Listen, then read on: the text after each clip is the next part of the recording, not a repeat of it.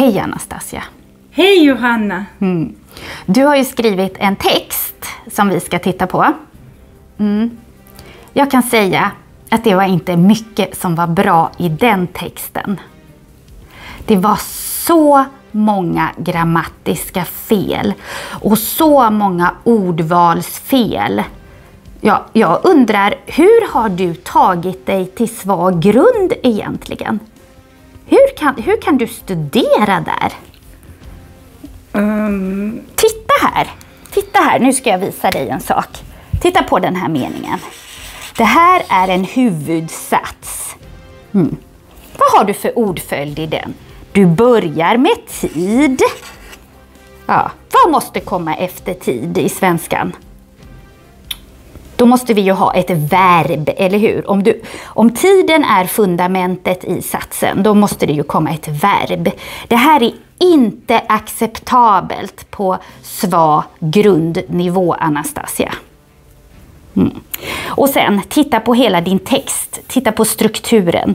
Det finns nästan inga stycken. Meningarna är inte hela. Det saknas både subjekt och verb i flera meningar. Det är faktiskt svårt att förstå vad du vill säga. Du är inte snäll, du är elak, Johanna. Men jag försöker ju bara hjälpa dig, lilla Anastasia. Du måste ju kunna tåla lite kritik. Hur ska du kunna bli bättre om du inte kan höra vad du gör för fel? Har du inte hört talas om 2 stjärnor och en önskning? Vad sa du för någonting att det hette? 2 stjärnor och en önskning. Vad är det? Man berättar 2 positiva saker och en sak som man kan bli bättre på, som man kan förbättra. Men du bara säger att jag gör fel.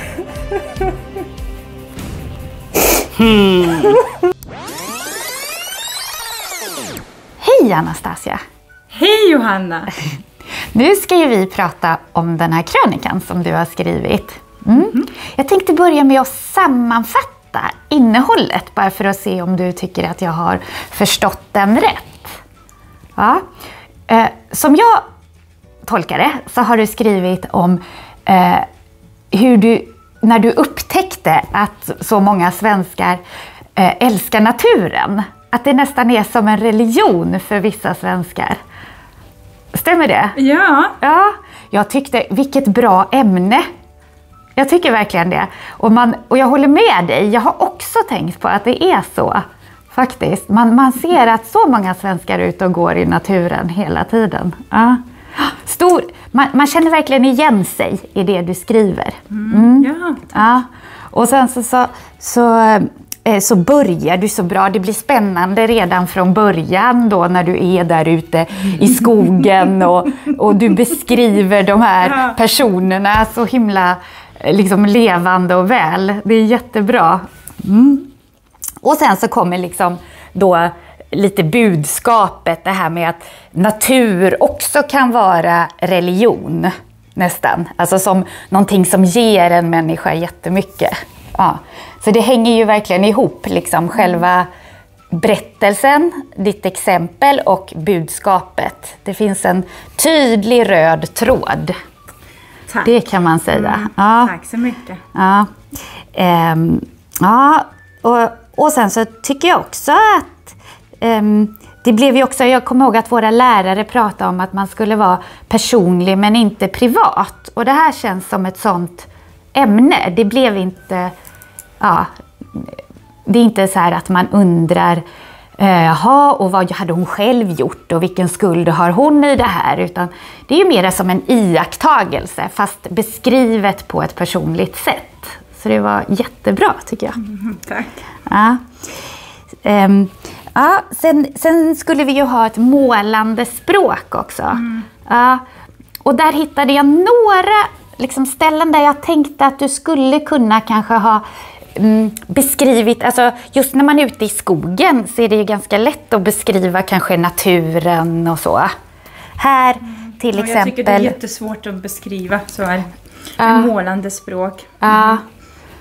Har du några idéer? Ja, till exempel, här skriver du bara att du var ute i skogen. Men då kan man ju liksom försöka komma på bra adjektiv som passar till skogen. Till exempel om det kanske hade regnat innan. Och då kan man ju säga att skogen var daggvåt. Till exempel. Ja, det är ett svårt ord. Jag har hört några svenskar säga det ordet. Ja. Eller man kan ju komma på lite egna så här, adjektiv.